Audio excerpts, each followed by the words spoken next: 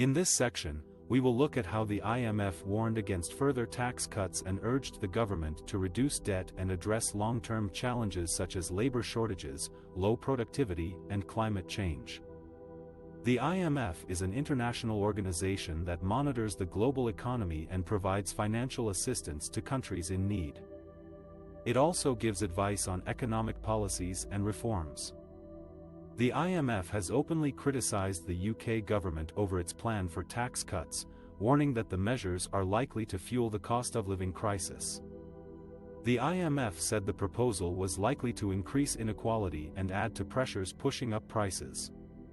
The IMF also said that tax cuts at this time would be a mistake, as they would work against monetary policy in the fight against inflation.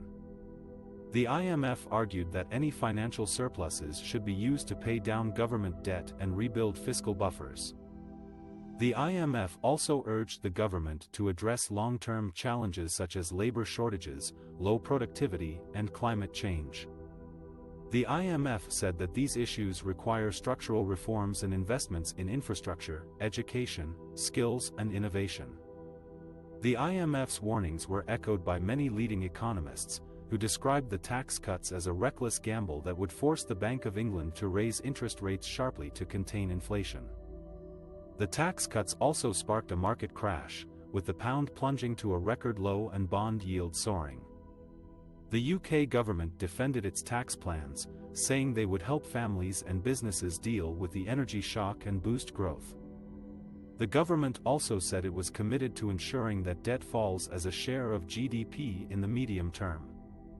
However, many analysts doubt that the tax cuts will have a positive impact on the economy, as they are likely to be offset by higher inflation, interest rates, and energy costs.